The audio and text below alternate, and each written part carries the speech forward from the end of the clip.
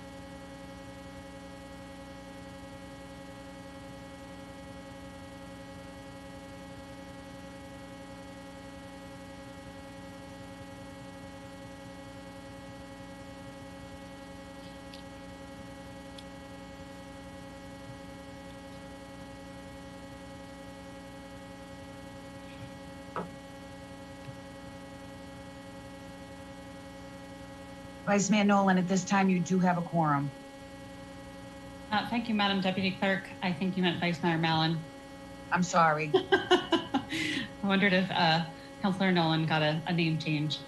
Well, good morning. Good morning and welcome to the Economic Development and University Relations Committee of the City Council. The quorum being present, I am calling this meeting to order. The call of the meeting for today is the Economic Development and University Relations Committee will conduct a public hearing to discuss strategies and opportunities to alleviate permit and license fees for small businesses through possible consolidation or elimination. All of our meeting participants are remote today, and I will read the governor's executive order, which was issued on March 12, 2020, which has authorized the use of remote participation at meetings of the city's public bodies in response to the threat posed by the public by the COVID-19 virus, and issued guidelines for the city's use of remote participation. In addition to having members of the council participate remotely, we have also set up Zoom teleconference for public comment. If you would like to speak today, you need to sign up on the City Council section of the city's website, click the public comment sign-up form, and submit that to be called on. Please be aware that Zoom is only being used for public comment. In order to watch the meeting, please tune into channel 22 or visit the open meeting portal on the city's website. The first order of business is to take a roll of members present. Madam Deputy Clerk, please call the roll. Vice Mayor Mallon. Present. Councilor Nolan. Present and audible. Councilor Sabrina Wheeler. Present and audible. Councilor Toomey. Absent. Councilor Zondervan. Present and audible. And a quorum is here with 4 people being present. Thank you, Madam Deputy Clerk. So I want to welcome the city staff who are here from Community Development Department, Economic Development, Inspectional Services, Licensing, DPW, and the Law Department. I also want to welcome the executive directors from our business associations and BID, Jason Alves of the East Cambridge Business Association, Nina Berg from Central Square Business Improvement District, Denise Gilson from the Harvard Square Business Association, C.A. Webb from the Kendall Square Business Association, Ruth Riles from the Porter Square Neighborhood Association, and Theo Skatis from Cambridge Local First. I also really want to thank the business association leaders for their input and insight into this meeting over the last month. The order of business today will be a presentation by city staff, and then business association directors will be invited to comment before we move to councilor questions and public comment. Just to orient us on why we are here and the topic at hand. Over the past several years, we as a city have been taking a hard look at where and how we can be more supportive of existing businesses, as well as those who might choose to make Cambridge their business's home. Just last night, we ordained the update to the retail table of land use and home occupation zoning, which was the culmination of 6 years' work, which started in 2015. Both of these new updates will enable businesses to more quickly open their doors and decrease the amount of costs required to open. The home occupation zoning will allow for home-based businesses, especially home-based cooking businesses, to operate and get off the ground. As part of these conversations, we have also heard that some of our fees are overly burdensome, others are nitpicky and outdated, and should be considered for elimination. This conversation has gained more momentum as the city, in an effort to support businesses during the COVID-19 pandemic, decreased permit and license fees to 40% of the original cost or more, or have been temporarily eliminated. The license department recently announced that the city will be decreasing these costs to businesses again for this year. When speaking to businesses and the business associations in the city, this was called out as an absolute imperative to support our businesses this year as we help them recovery. I want to thank the License Commission for taking that supportive step again this year. When we think about permit fees, we cannot think about them in a vacuum. On top of these fees, in many cases, we must assume that business owners face other much higher fees in the form of additional insurance requirements or even attorney, particularly if you're going before the BZA or the License Commission. For example, since it's a huge topic of conversation these days and everybody agrees that outdoor dining is the key to a strong economic recovery for the struggling restaurant industry, patios that are in the public way, which cost $750 for a patio permit in a regular year, some restaurants are reporting that they've had to pay an additional $5,000 for the insurance required by the city to operate that patio. Many restaurants in Central Square have had to acquire additional assault and battery insurance that's required by the city. This is at a cost of $7,000, all while the city asks the restaurants to sign indemnification agreements. We also need to look at what the city is requiring for insurance is in line with other municipalities, so it isn't overly burdensome on the restaurant owner. My point is that anywhere the city can look to decrease those fees that will help restaurant owners maybe choose to get a patio up and running. Sometimes it's not just $750, it can be $7,750 before you even lay down a single piece of wood for a platform or buy an outdoor umbrella. For some businesses, some fees the city charges feel nitpicky and outdated, or new fees that don't seem to make any sense to our business. And it's not necessarily the cost involved, but it's one more fee, and we should seek to eliminate those where we can. We have also heard about larger issues that were brought up by businesses over the past month as we were preparing for this meeting. These include, overwhelmingly, the business associations, when surveying members, said that we need to do everything that we can to keep outside dining intact as there is a high demand for it. Also, the Cambridge-based meals tax needs to be expended on more direct support for restaurants or used to offset restaurant fees. The city opted into the additional meals tax of 7.75%, but did not offset current fees with that additional tax revenue or start a program to directly assist the restaurant community. This should be remedied. There is a desire to have a more streamlined process to the licensing and permitting process, such as keeping the Viewpoint software to limit the requirement for in-person document submittal and basic questions from the licensing department, as well as maintaining, post-pandemic, the increased responsiveness from the license department, which has been appreciated. Many businesses have expressed a desire to ensure process efficiency in all the ways that the businesses interface with the city departments. This is something that I'm looking forward to hearing from community development and economic development on their process efficiency study that they've been conducting and those recommendations that started in early 2020 and that we should have a full report on in the coming weeks. I know CDD and EDD is prepared to talk about some of the early findings of that today. So at this point, I'm going to turn over the microphone to Ms. Farouk and her team to walk us through the presentation. I look forward to the discussion today. I also want to welcome, I know Mayor Siddiqui is here with us today, she is a member of all the committees, but I wanted to recognize that she's here, and I think she's the only other city councilor that is here. So at this point, Ms. Farouk, the floor is yours. Thank you. Madam Chair, the city manager had a few opening comments. He will be arriving late to the meeting, but he asked me if he could provide some information prior to the beginning of the meeting, and we can go over the agenda. Oh, please, go right ahead. Thank you, Mr. Gill. Thank you. As I mentioned, the manager will be joining us late. He had a prior commitment that he was attending to, but will be here shortly. So what he wanted me to share with the individuals on the call is, as you know, due to COVID, for 15 months, the city has had to revamp the way we do business here in the city of Cambridge. The city had set up new procedures, practices to be able to continue to serve the community remotely by appointment and over multiple virtual platforms. Many of these didn't exist in our infrastructure prior to the pandemic. These changes in our work continue to evolve as we transition to recovery and a new normal for our residents, businesses, and our employees. From the start of COVID, we knew our businesses were going to need all of the support possible, and the manager is extremely proud of the work we've done and continue to do to help our business community in the city. From the over $4.3 million in grants and loans, the $1.3 million in our restaurant shelter meals programs, and the virtually 24/7 customer service we have provided from all of our outward-facing departments. The city manager is extremely proud of our response during this difficult and uncertain time, but we are not surprised. This is what the city of Cambridge is all about. The city manager really wants to thank all the departments involved in our response to support our small business community during the last 15 months.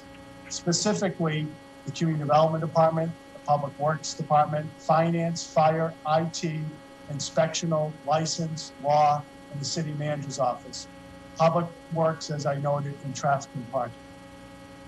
All of whom work day and night to support our small businesses as they were forced to navigate through an uncharted and unpredictable changing landscape of additional protocols and procedures, all while under COVID restrictions that they had to adhere to.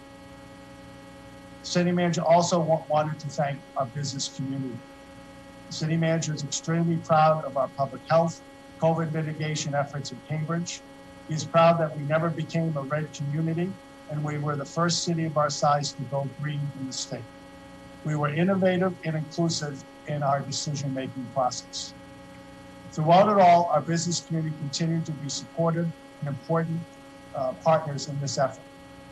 Abiding by mandates, supporting their staff, and innovating their operations, our small business owners, their employees, and their customers all played vital roles in the success of our response here in Cambridge with COVID-19. And we want to thank them for that.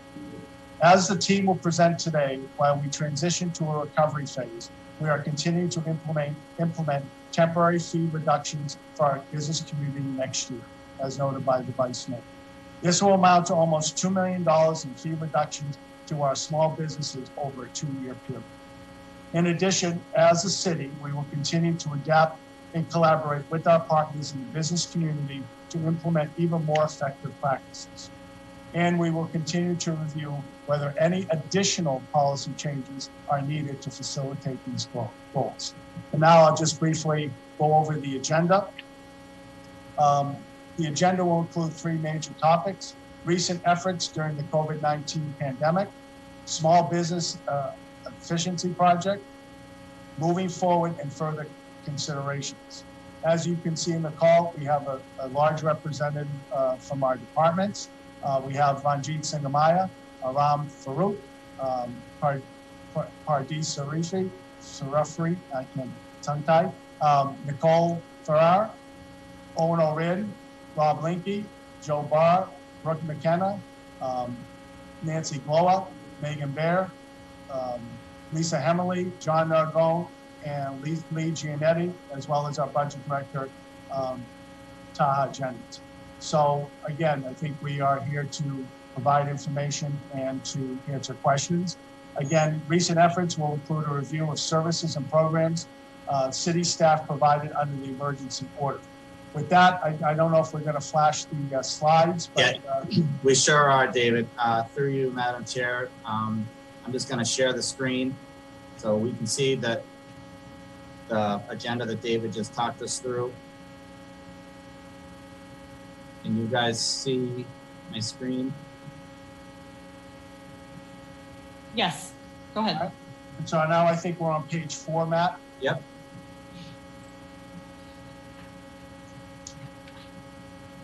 And again, the presentation will be, I'll finish this slide, and then Matt will do slides 5 through 8, and Pardees will do slides 9 through 13, and Matt will finish up on slide 14. And so I guess the takeaway for this slide is that we as a city do not or don't have the authority to make unilateral decisions. Basically, many license requirements are established by state law, and these processes must be administrated concurrently or in conjunction with local processes that are not subject to local discretion. Applications requiring zoning relief, a special permit or variance is subject to state statutes, and local ordinance requirements regarding the grounds under which relief may be granted, as well as state statutory filings or hearings decisions are granted or are administered by state statute. Applications requiring building permits are subject to state's building, plumbing, electrical, sanitary, and housing code regulations, as well as accessibility requirements under state and federal law. As well as the locally adopted stretch code, zoning code, and other sections of the municipal code are basically in collaboration with our state and federal parameters. I think that the last bullet here is fees and permits and license are directly related to departmental services provided to the applicants. So basically the charges for services are directly related to the individual requesting the services from our departments. And just to remind everybody that the elimination of fees does require increasing revenue from other sources, such as property taxes. And again, if in fact we shift our revenue sources to different methods, such as a property tax, just remember that businesses that own their property will be impacted by the shift of revenues to the property tax. And with regard to the meals and hotels tax, and again, we can get into this a little bit, but I think one of the things that we have, just to remind folks, is that when we have initiatives, we've typically not tried to tie revenues to a specific revenue per se. We basically fund it within the available revenues, which are many in the city. And I would also note that the meals tax and the hotel mo tax were significantly reduced in the 21 budget, and they are continuing to be nowhere near what we've brought in prior fiscal years. But that has not prevented us from expanding services to small businesses, such as recycling or composting, or the Economic Development Department, CB, providing different initiatives to small businesses or increasing staff to help our outreach. So again, I think that we have been able to find ways to fund our initiatives to help small businesses, and they don't necessarily match the hotel motel tax, but we find the revenue within our parameters to balance the budget. So with that, I'll turn it over to the next presenter. Thanks, David. Through you, Madam Chair, Matt Nelson, Assistant to the City Manager for Community Relations. And for the next few slides, I'll highlight some of the city's small business relief initiatives specifically related to our COVID response over the last 15 months. I know some of this the Vice Mayor has called out in her opening remarks as well. So here on this slide, we cover our initiatives related to outdoor dining, which has become one of the hottest topics and extremely popular throughout the city. Initially, the city waived patio fees, provided support and guidance for our outdoor dining opportunities. We funded a heater reimbursement program for our propane heaters. In addition to that, we expanded dining on the sidewalk and in parking spaces. On top of that, we also created additional temporary expanded space in some of the more popular squares in Central, Inman, and Harvard squares, where our city staff went out and took space in the street as well. Early on in our planning for expanding outdoor dining, the City Council granted authority for the city manager to approve sidewalk business use permits. This gave the city the ability to be even more efficient and expediting when permitting our restaurants. Here on slide 6, we continue to highlight additional supports to our business community throughout the pandemic, including installing over 50 pickup zones on parking meters and loading zones branded with Pick It Up Local decals, which is a marketing campaign that came directly from our partners in the Small Business Advisory Group. We provided technical assistance for our community on outdoor dining, grocery sales in restaurants, additional safety protocols, and PPP. We provided informational webinars on available funding, as well as HVAC and environmental health protocols. And moving along here, slides 7 and 8 focus mostly on our supports as part from our License Commission. The License Commission granted extensions. This is back last year for any payment that was due at the end of fiscal year 20.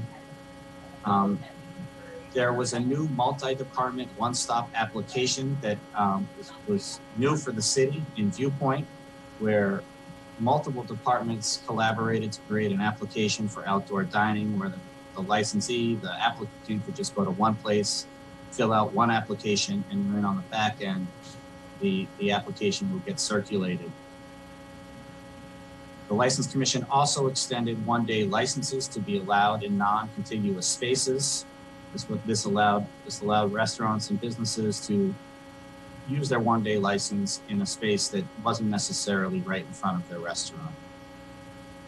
And as mentioned before, here on the next slide, the License Commission also did vote on a 40% reduction on most of their businesses for license fees, and then recently also voted for that to happen next year as well. One of the complicated and confusing issues that come with our fees is they're not all directly related to the fiscal year when it comes to our businesses. Some of them are calendar year and some of them are fiscal year. So this spring, the License Commission voted to lower their fees for next year, the fees that would be collected in November. In addition, and we are calling out here, oftentimes when we hear License Commission, we're thinking of restaurants, but these fees go beyond that. It's in-holder, it's hotels, it's our used car dealers, it's secondhand stores, it's our hawker peddlers, our food trucks, our liveries. And the License Commission continues to waive its licenses for taxi drivers as well. And now I'm going to turn it over to Pardis to talk about the efficiency study. Thanks, Matt. Can we go to the next slide? As the Vice Mayor had mentioned, the city has been looking at a variety of ways to address regulatory barriers and also doing business with the city for the past couple of years, specifically in 2017 with our retail strategic plan. So as part of those efforts, CDD hired the Community Opportunities Group in early 2020 to review and understand the processes for 3 specific common types of businesses. So food service businesses, general retail businesses, and businesses that are looking to offer live entertainment. We asked the consultant to provide key findings and recommendations, and the consultant surveyed and interviewed city staff from different departments, as well as business owners and almost all of our business association leaders. So I do want to thank everyone for participating in this project. Next slide. So through this project, we conducted, the consultant conducted a survey and also did some interviews to better understand what their process was like when they were applying for small business permits and licenses at the city. The efficiency project feedback, we heard the top kind of 4 common feedback was confusion about where to start. So if they were starting their business in the past, I would say decade or so, we got a lot of people just not sure where to go for help.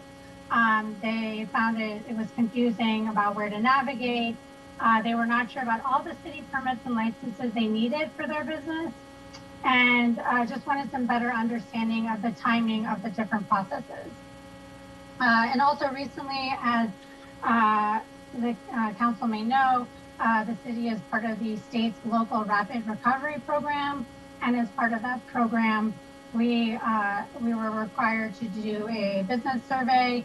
And in that survey, one of the questions the state asked was around kind of the regulatory hurdles. 65% of those businesses said zoning and parking regulations are a hurdle, and 38% of businesses had no issues concerning regulations. And I do think a lot, the zoning, that retail zoning and home occupancy zoning that was passed last night, I think will resolve a lot of those concerns that businesses mentioned. Next slide. So some of the key findings from the efficiency project: Viewpoint has been extremely helpful in streamlining the city's permits and license applications. We need to make sure our city websites provide up-to-date information for business applicants. Better information needs to be relayed about what is required before applying for a permit or license, the fee schedules, and all of this should be made available to the public prior to even applying or signing into Viewpoint. And our consultant found that businesses who were perhaps unique in that maybe they had different uses or were not traditional of what we think of as maybe a traditional restaurant or a traditional retailer was considered non-standard. And the city should work collaboratively between CDD, Inspectional Services, and the License Commission to coordinate and satisfy those types of non-standard or unique business applications. And so I just wanted to highlight from those key findings and recommendations, what have we been doing? This is also prior to COVID. We've done many of these things and will continue to as we reopen and recover from the pandemic.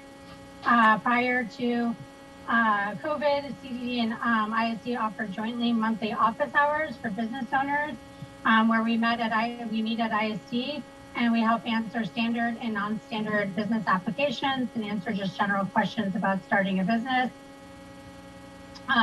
We are continuing to collaborate interdepartmentally on developing journey maps and checklists for those common business permits and licenses so people are prepared before they apply.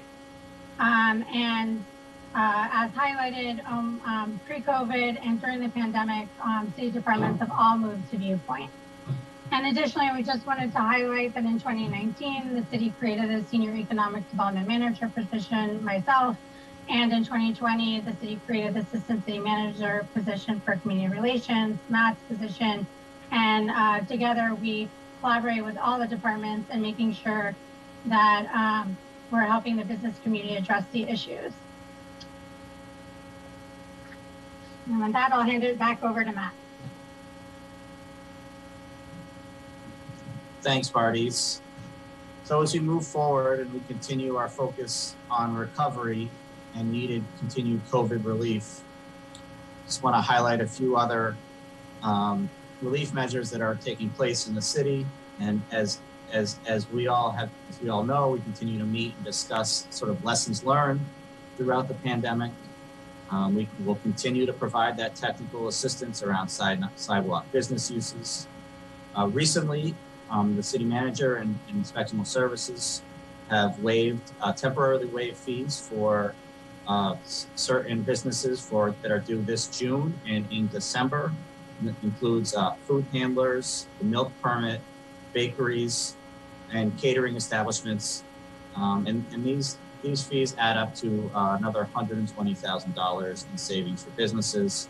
And as highlighted earlier, the License Commission will be continuing for next year the 40% reduction in renewal fees, which is a budgeted number around $880,000.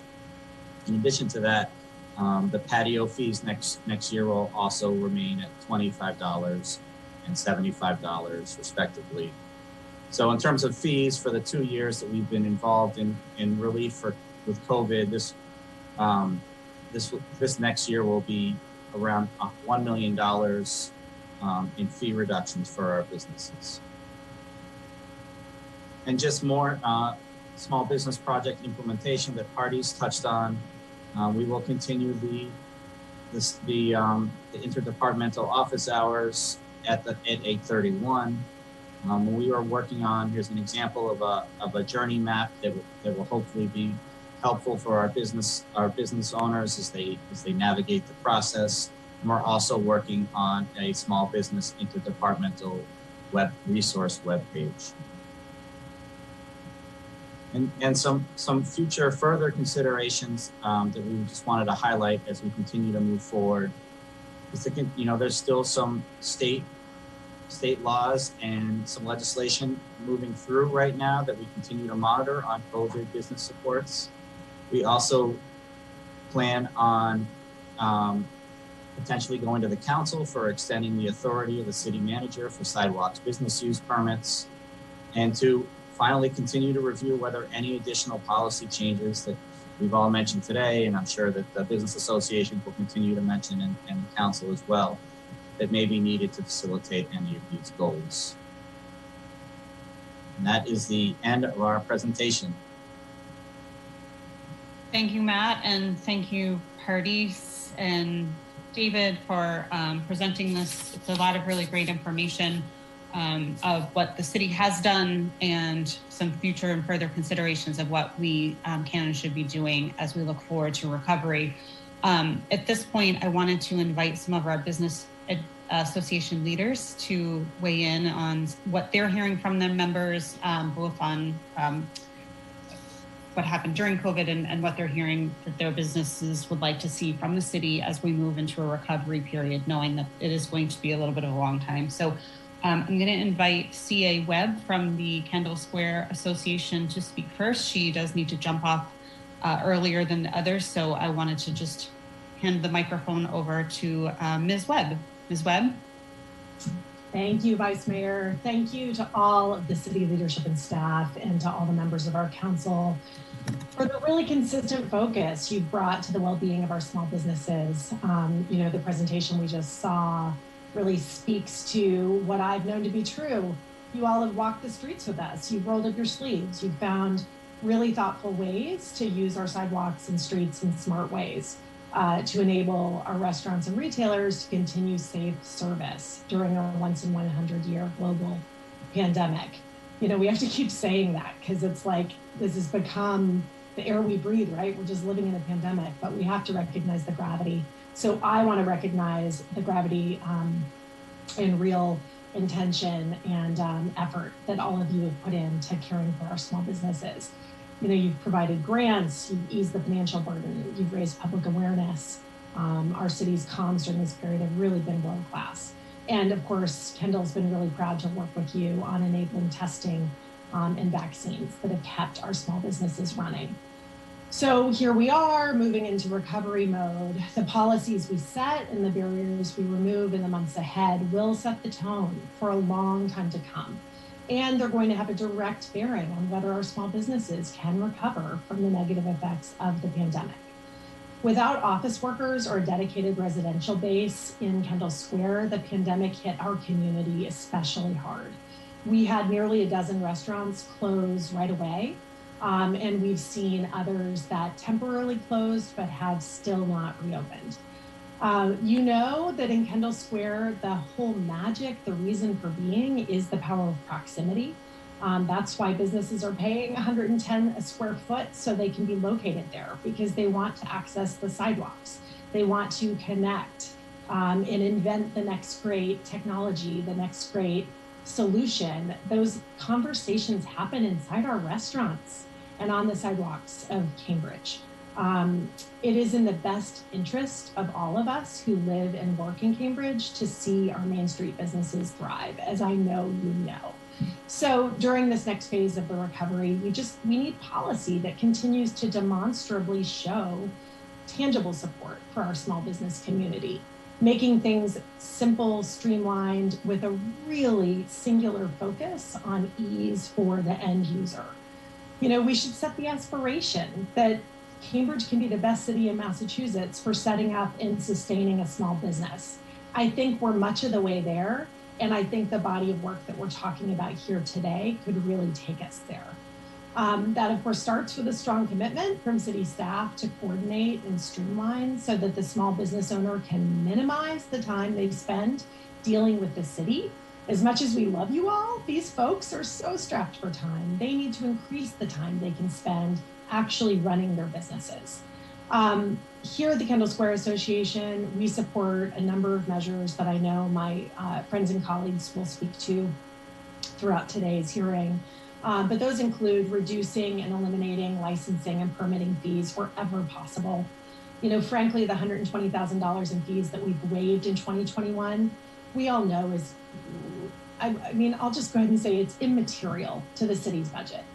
So let's just stop nickel and diming these businesses that already run on such thin margins. It will streamline city work. We can put city staff to better use versus sending these $30 invoices again and again and making other people chase them down. Let's focus instead on the work that matters. Let's streamline the user experience. I, as a Cambridge homeowner, have been so wowed by the permitting process when I wanted to make changes to my home.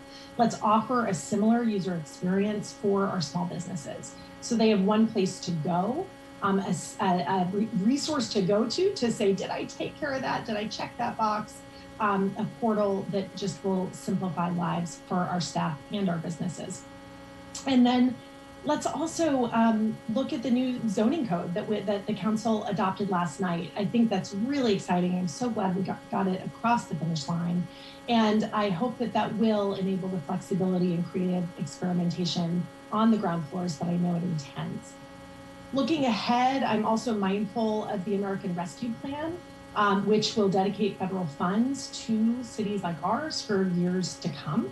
That really can mitigate the local economic impact of the pandemic.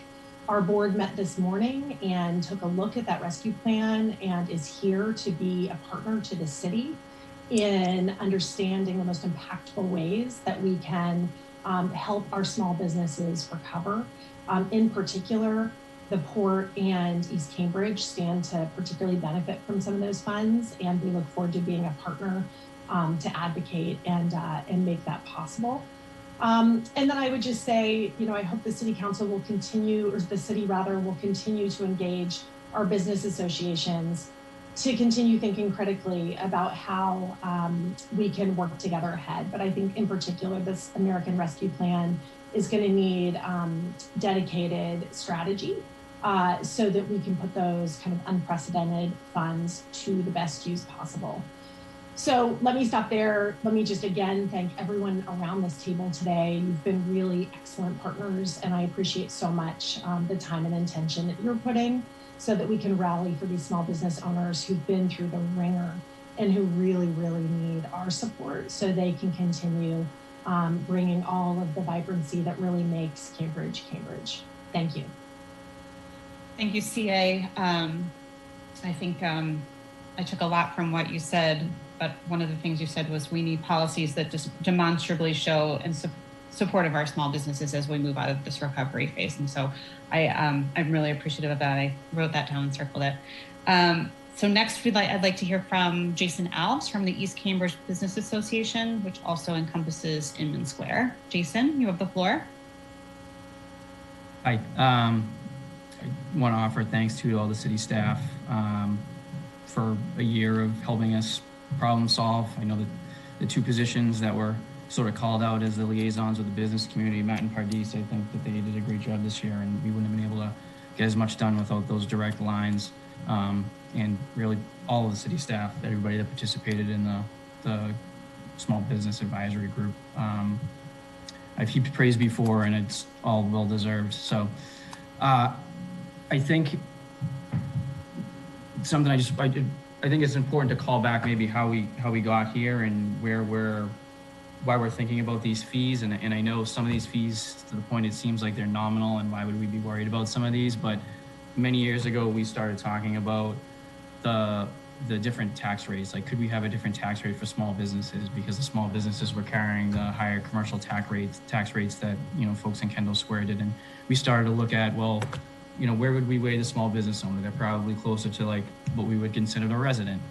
You know, that was determined that we couldn't do that. So then I think the city started to think about ways to maybe make up that balance, and they got rid of the personal property tax last year, and we saved folks, you know, a couple $100. Those are the fees. If we can start to tackle some of those smaller numbers, I think we're going to start to see real numbers for small businesses. And I think no one here is suggesting that we just wipe out all license fees and start at zero. I think we're saying, where can we reduce some of these numbers, where we're going to start, you know, the number's going to start adding up for some of our small businesses, and it'll make a difference for them. You know,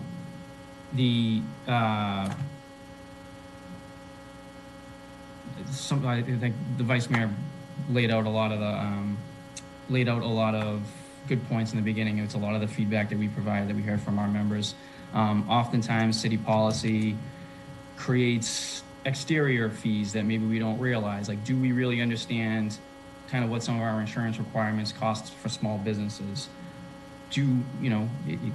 It's a touchy subject, but do we understand what some of our parking policies cost small businesses every year? These are all things that layer on doing business in Cambridge. So if we can lower the things that we can control as a city, we can make ourselves more competitive with some of our neighbors. And I think that's where we're at right now. So if we're looking ahead and we're trying to figure out what we need to help these folks recover, how do we stay competitive? We don't offer some of the things that other cities do, but we do offer programs, right? We started the composting program. So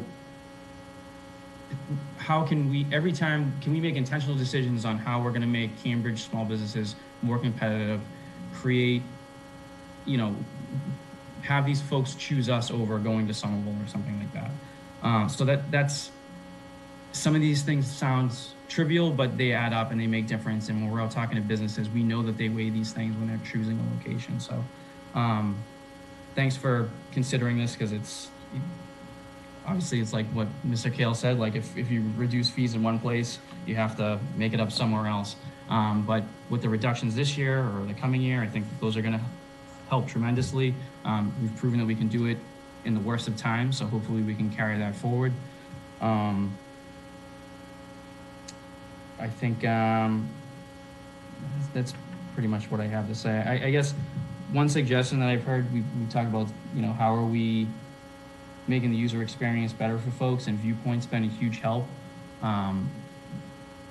One suggestion, if you guys are looking at this, is to have multiple users on one Viewpoint account. I think admittedly some of the holdup on some of these things ends up on the business side, and that's basically logistics, right? You've got a contractor that's not on site, doesn't have access to a computer. The small business owner's calling me, I'm calling the city, can we move this along? They're like, oh, well, there's something in Viewpoint, but the business owner is there that can do it, but they can't access the same information that maybe their contractor submitted.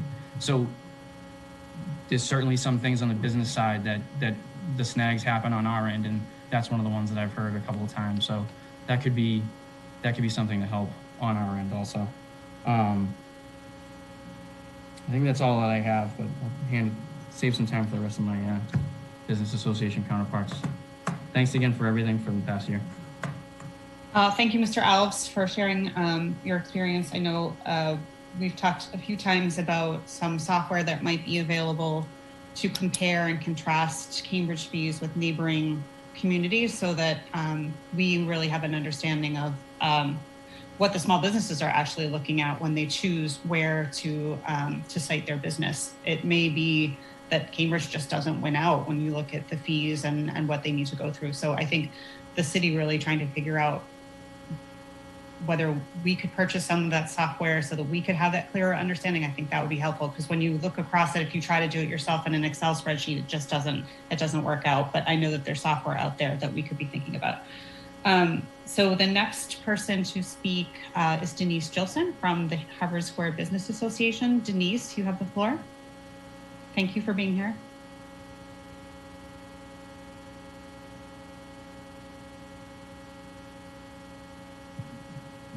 We can't hear you, Ms. Gilson. How about that? There you go. Thank you, Ms. Gilson. Yeah, nothing like unmuting. You would think I'd know better by now. Anyway, as I said that you didn't hear, but thank you all for all the hard work that you did. Just tremendous effort on the part of the community, from city councilors, from city staff, from Lou and Matt and Pardis. Just, we're in pretty good shape. And to that, I'd like to just do a quick recap of what's going on in Harvard Square. And then, you've heard a lot from my colleagues about things that we can do going forward. I apologize for being a little late. So if these things were mentioned already, I'm just reiterating. But, the 15% cap fee on third-party deliveries is just an extraordinary win for our businesses, all of our businesses, but in particular, our smaller businesses. One restaurant here in Harvard Square, El Jefe's, retained $70,000 of its own money for 18 weeks since the cap went into effect. So I think to the extent that we can continue to work toward extending that cap and even looking at making it a more permanent, a permanent structure would be wonderful. I think continuing with all of the strides that were made relative to alcohol service and delivery, again, another win for our all of our restaurants, but in particular the smaller ones. And then, keeping all of the strides in place that we made with outside dining, which has been, an extraordinary effort on the part of city staff, but the results, and not only from the businesses, but from the community who absolutely enjoy being outside. And, we can do it for 3 seasons out of the year, and do it very effectively, particularly, that we have the outside heaters now, and it's just made such a difference. And, one of the things that when we were asking for, an expanded outside seating back in 2017, and maybe even before that, I remember working with Commissioner Haas, and one of the things he said about outside seating is that, it keeps the streets actually safer in 2 ways. One, traffic sort of automatically slows down, and there are more eyes on the street, which really creates a more safe environment, and particularly in places that wouldn't have outside seating, in sort of the clusters that we have in the squares. So when you're thinking about Mass Avenue between, Porter and Alewife, that it's not as clustered, but to have those seats outside in the public way just creates a safer and more interesting and robust environment. So, wonderful stuff on all of that. In terms of Harvard Square, we've had some good things happening during COVID as well. So, places that opened, Source on Church Street, Spice at 2 Brattle Square, the Smokehouse Barbecue on Holyoke, Dig on Mount Auburn, Playa Bowls on Mount Auburn, and Stoke Pizza at 1611 Mass Avenue. So, really pleased that these restaurants were in the pipeline and that they chose to open during COVID. We had a couple of places move to actually better locations. So, Tess, the dress shop, moved from one end of Brattle to another. Mint Julep went from Church Street to Brattle Street, taking up spaces where other stores left. So, the fact that people were willing to move during COVID, I think, is a really positive statement. Big renovations going on in the square with the Coop that finished their renovation during COVID, and the extraordinary amount of work that's been done on the Regency project, and as well as the Asana project at 4 Brattle. So during COVID, lots of construction going on. I think people who have not been in the square for a long time and return this summer will be surprised at how good it looks. Coming soon, we have a new restaurant coming to where Les Sablons was at the Conductors Building. That will be opening soon. It's called Woosong Road. And we have some retailers coming too. So Allbirds is coming, and we'll keep you posted on that. I think, projects and interventions that occurred during COVID, the garage is about to be demolished and reconfigured. We're excited about that. We've been working very closely with community development on Palmer Street, which was why I was late for this meeting, because we were talking about some wonderful interventions that are happening on Palmer Street that involve, more tables, chairs, lighting, plants, player piano. I mean, just really fun things that will improve the experience for our, for our visitors to the square, but as well as the neighborhood. The restoration of the kiosk is well underway. And, we started the Saturday closures of Brattle Street. So these are all really positive steps that were taken, over and above what the city has done to help businesses, and in particular the small businesses, continue to, I don't want to say thrive, but certainly survive COVID. One of the things that we've looked at, and Jason sort of alluded to it a bit, is, options that people have relative to how they're going to spend their weekends. So not long ago, I did a study of, the number of new places that people can visit, destinations, if you will, within a 5-mile radius of Harvard Square. And, places like Assembly Row, Arsenal Mall, the Rose Kennedy Greenway. I mean, these places didn't exist, several years ago, and they exist now, and they're really wonderful options for people. So, one of the things that I would love to see is, more attention and more money being spent on the Office for Tourism. I think that we don't do enough in the city of Cambridge. We've done a lot of great things, and I'm appreciative, and I know that our people are also appreciative of so much of the work that has been done in the past year or so. But we really ought to look at the Office for Tourism, because the thing that we need more than anything is foot traffic. And we are in a competitive, a much more, not just Harvard Square, but Cambridge in general is in a much more competitive situation. And I'm happy to send you the report, all of you, or I can send it to you, Counselor, and you can forward it on to, the members attending this, the attendees this morning.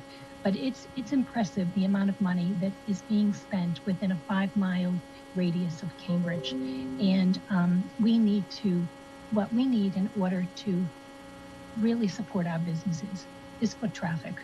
Now, we're hopeful that, we're going to see some tourism this summer, and, Harvard will be coming back on the 2nd of August. They'll start to come back on the 2nd of August. We expect that we'll see students the last week of August, and that will change things in the square, and that's a terrific improvement. But it's certainly not enough. And, I don't expect that we'll be sort of back to the 6 to 8 million visitors until, 2022. So what can we do between now and then to promote Cambridge in general?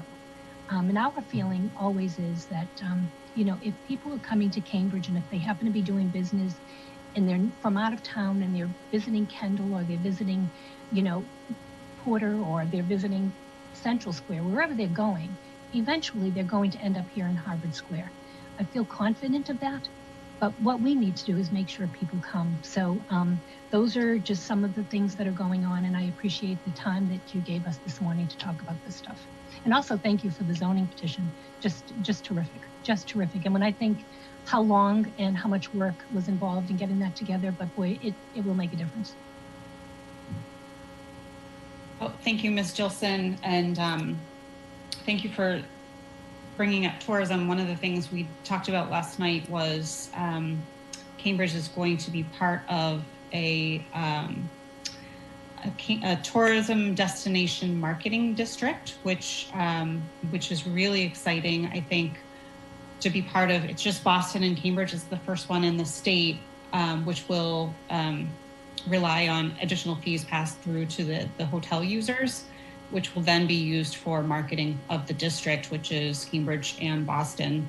And there will be a set aside for just Cambridge money and Cambridge tourism dollars to be spent for marketing.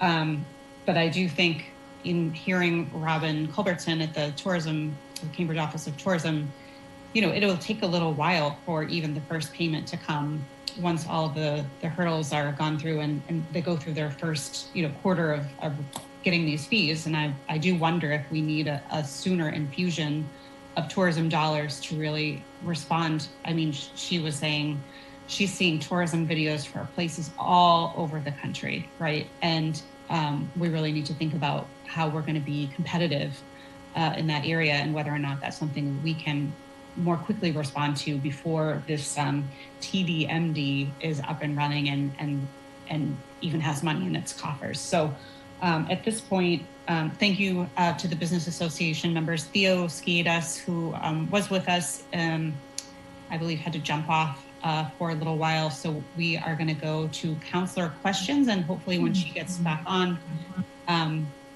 we can hear from her.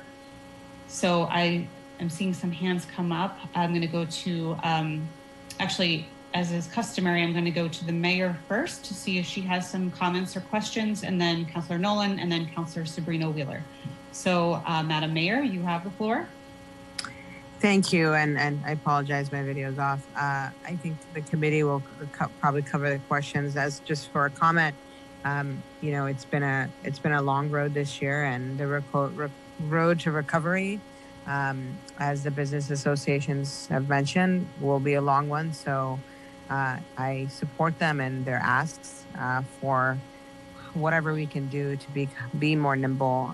We have been able to do a lot, and I understand that there's always the legal processes and the local discretion issue.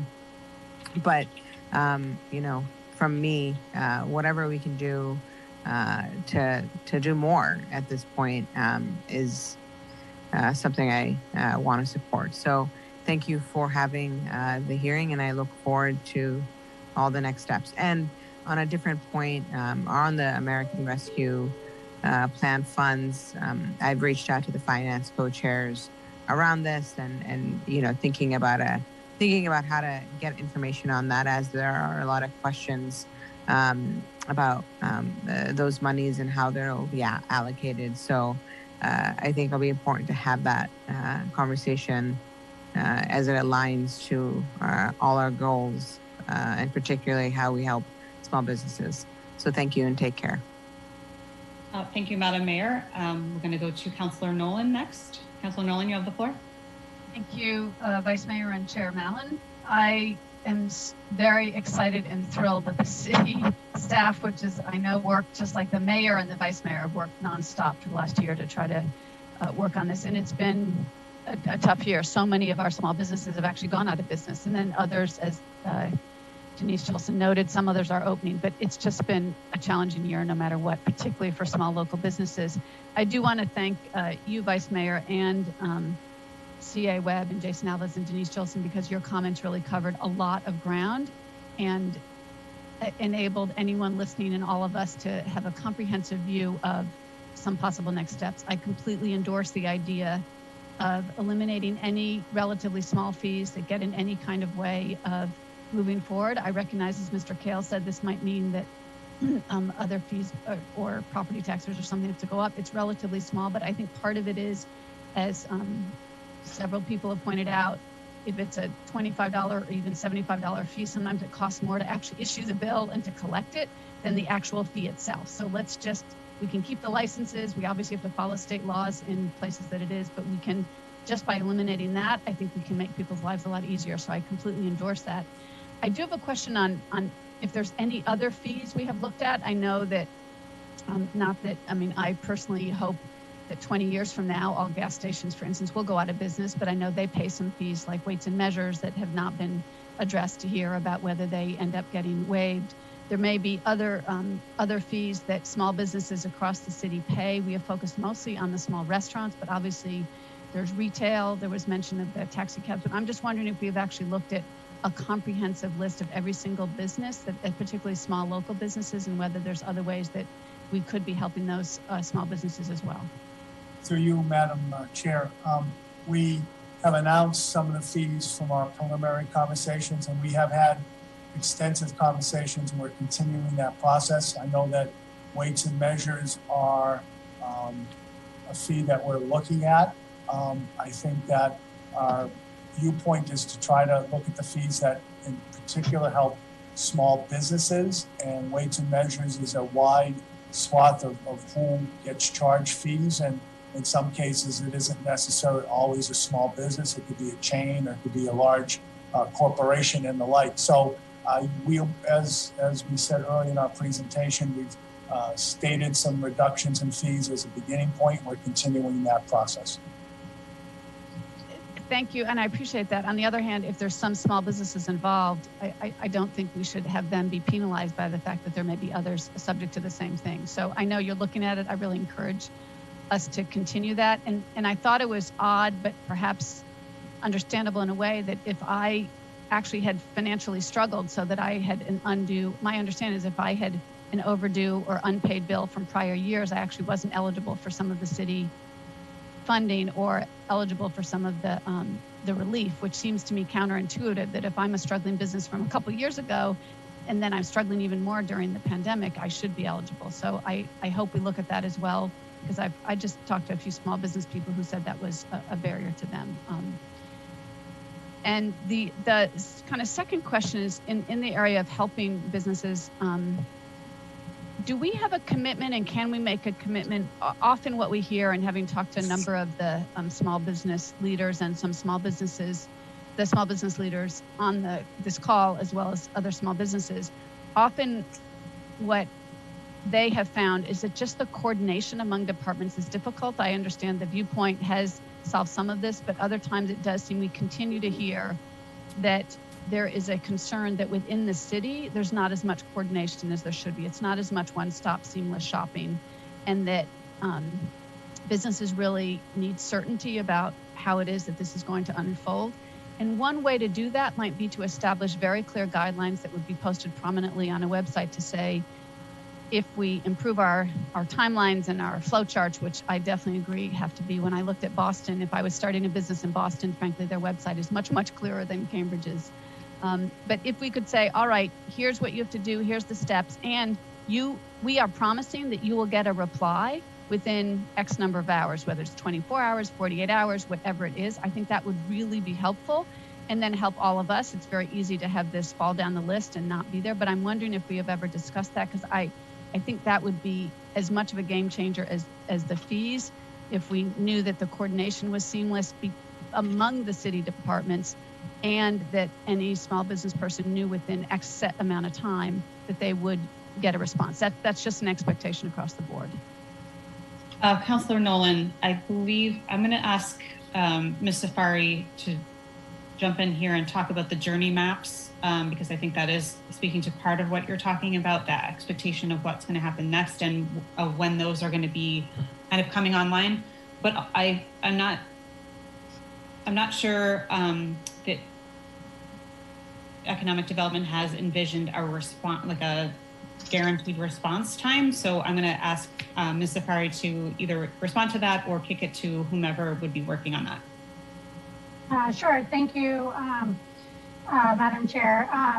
Councilor Nolan, we are looking at journey maps which will include kind of time frames, so how long to expect, approval processes, things like that, and points of contact. And as Matt had mentioned, we are looking at an interdepartmental kind of what we're calling small business portal that will provide some of these guidance and steps so that people can better understand, what is the process when they, apply for a permit or a license. So we definitely are looking at that, and, all the departments are collaborating on this effort. And then I will kick it off to Matt so that he can respond to the second part of the question. Thank you, parties, and through you, Madam Vice Mayor. I will just say that one example of our interdepartmental coordination is the temporary extended outdoor dining. I know that Nicole has mentioned this in a few other presentations, so instead of just keep passing it around, I'll just say that I'm pretty sure that the vast majority of our restaurants that applied for a extended patio heard a response within 3 to 5 days. And Nicole, correct me if I'm wrong, but she just turned her camera on, so I might just kick it to Nicole just to finish my explanation. Hi, Matt. Thank you. Yeah. So basically, the turnaround for patios that were being requested in the public way were about 3 to 5 days, and that included a review not only by License Commission staff to make sure that the application was complete and that the application, we had a lot of internal fields so that businesses didn't have to rewrite all of their stuff, like their license type, what they were approved for before our staff did that for them, since this was a multi-department application. And so that included the review by the staff, the review by zoning, DPW, traffic and parking, and then all of that. And after their approval, it also included a board designee approval, final approval and whatnot. So within 3 to 5 days, those applications were quote unquote complete on our end. And then the process after the fact was getting an executed manager's agreement. And that took, that turnaround was if the applicant provided everything that was required under the agreement, 1 to 2 business days. Of course, we had other ones that were longer. In terms of private patios or patios in the private way, those moved a little bit faster because usually the licensee had done already a lot of the talks with the landlord and had everything right off the bat. But our average time in general for the approximately 188 applications that we got were 3 to 5 days.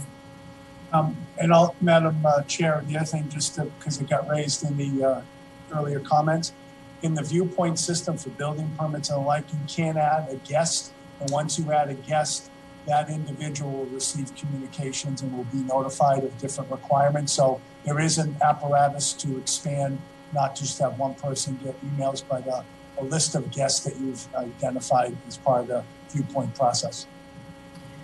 Thank you, Mr. Chair, or Mr. Kale. I did notice that the city solicitor's hand was up for a bit and went back down. So I just wanted to give her the opportunity if she wanted to jump in here and had something to add. Thank you, Madam Chair. I don't know if it's necessary, but I thought that part of your question was whether we could do anything to mandate responses within a certain time. And I think we cannot limit it more than what the law allows, because sometimes the applicant hasn't provided all the information or we simply can't get it. I think what we should be focusing on, as everyone has outlined here, is to work to coordinate as much as possible with the departments and to get all of our work done as timely as possible so as not to slow anything down any more than the time it actually takes to process the applications. Thank you, Madam Solicitor. Councilor Nolan? Thank you, Vice Chair Mallon. I'll yield so my other colleagues can go. I would just say I continue to hear from small businesses that, again, the coordination, I think the patio worked great, but there has been some concerns that coordination doesn't always happen. And while we can't mandate something, I'm just saying, what's the expectation? I sometimes hear, well, I emailed a week ago. I haven't heard. Is that usual? Or I called in a few days ago. I mean, I just think setting that very clearly, which it sounds like CDD or EDD is working on under the leadership of Assistant City Manager Farouk and part of Safari. So I appreciate that, and I look forward to continuing this rollout of more user-friendly, as much as we can, seamless application of everything that we do for small businesses. Thank you, Chair Mallon. Thank you, Councillor Nolan. Councillor Sabrina Wheeler, you have the floor. Thanks, Vice Mayor, through you, and thanks to yourself and to staff and the local business associations for putting on this meeting today. It's really good to be talking about, especially given the impact of the pandemic and figuring out how to assist in the recovery coming out of it. I just had a couple of questions. The first was for city staff and understanding how are fee costs for permits and license determined by the city? I know our development fees for existence are, for example, are required by law to be based on exaction, so be related to the impact of the development. Are these permit and license fees based on the same principle and having to be related to the impact? Or what are they based on? If we're looking at a license for X costs X number of dollars, what's sort of the rationale, and is it the same across all license and permits? So, Mr. Kale, go ahead. So I think Nancy and maybe Nicole can weigh in, but generally speaking, fees are determined either by state law or by ordinance or by administrative calculation. Basically, fees are meant to basically cover the cost of what we're trying to provide generally. And so there are several avenues how the fees are determined.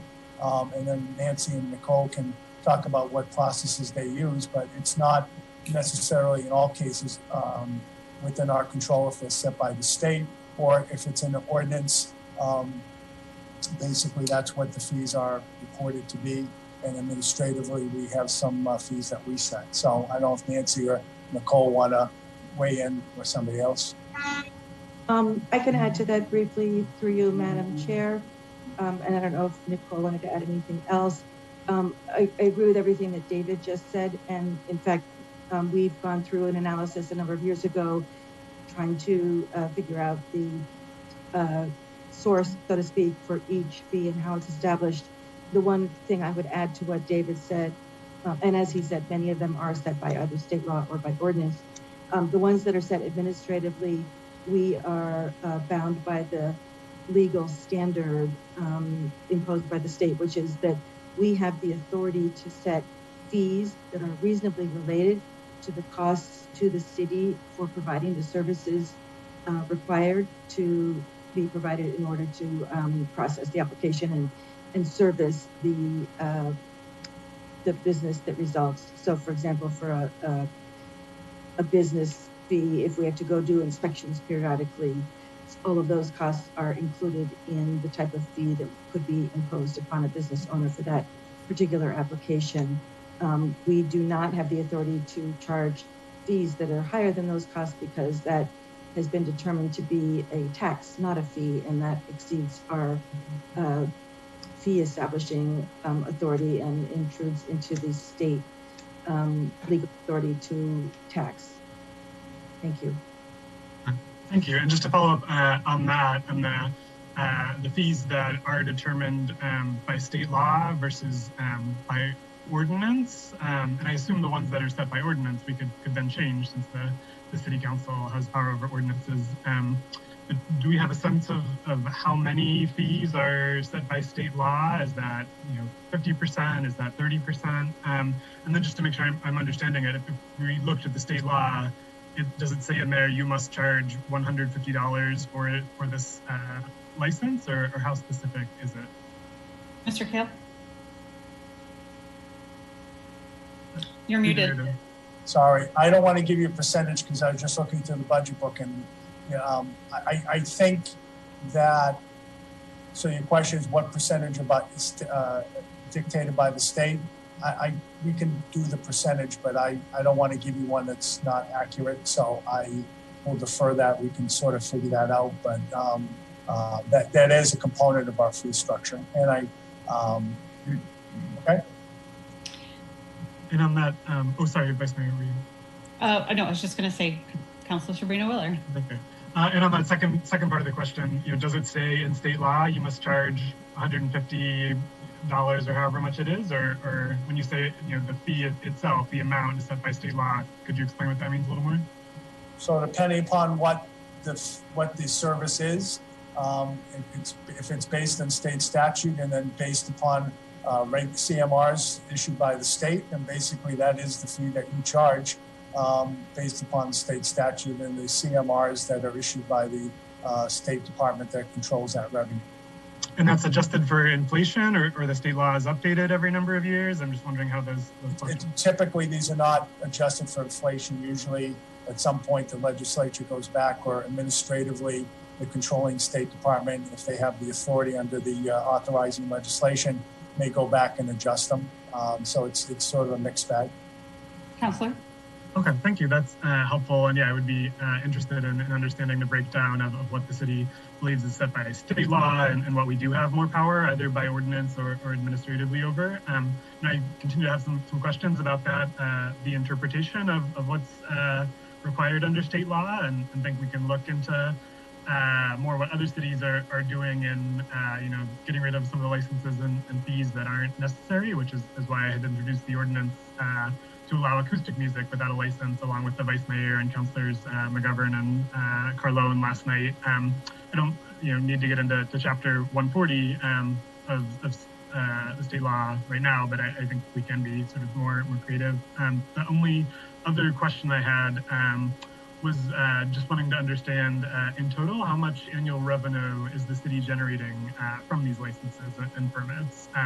And not sure if I need a specific to the dollar number right now, but out of our $735 million budget, is it 5% of that? Is it 3%? And just trying to get a sense of if we did eliminate or reduce a lot of these fees, how hard would it be to make up from another source? The total budget for charges for services is almost $90 million, including all charges for services. And when you say charges for services, that's the revenue from permits and licenses, or is that including other services? That includes water utility, sewer utility, parking, and then other fees and charges. Gotcha. Do we know from permits and fees what that number is? Permits and licenses, I should say? Well, if you take out the water and the sewer, basically that takes out $70 million, so about 20, give or take. 20 million out of 735. Okay, I can do the math on that some more. But thank you again for the presentation. I'll yield back. Thank you, Councilor Sabrina Wheeler. And if I could just jump in, if you look at what the city has done over the past year and is proposing to do for this year, the 40% reduction or reduction of fees was $880,000. And then I think ISD was proposing an additional $120,000 in reduction or elimination of fees. So I think we could certainly look at that as a jumping off number. And then in terms of your question around what is state level fees, mandated by state, mandated by ordinance, and then advised by the departments, one action that we could take from this meeting is to request that information on business permitting and fees. So I don't know if while we're having this discussion, you might want to write something up, but that is one action we could take from this meeting. Councilor Zondervan, you have the floor. Madam Chair, I just want to correct something. Charges for services, as I mentioned, were 89, and the license and permits are about 27. So basically, it's 27 million for license and permits and 89 million for charges. Thank you, Mr. Kale, for clarifying. Councilor Zondervan, you have the floor. Thank you, Madam Chair. Through you, I believe some of those permit fees that Mr. Kale mentioned include building permits as well, and some of that funds for affordable housing trust. So I think there could be a narrower answer to my colleague's question.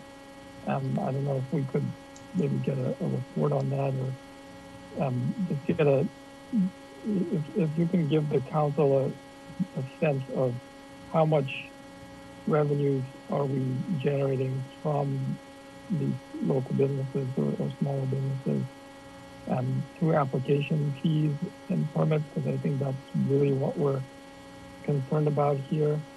And I certainly support removing or reducing all of them.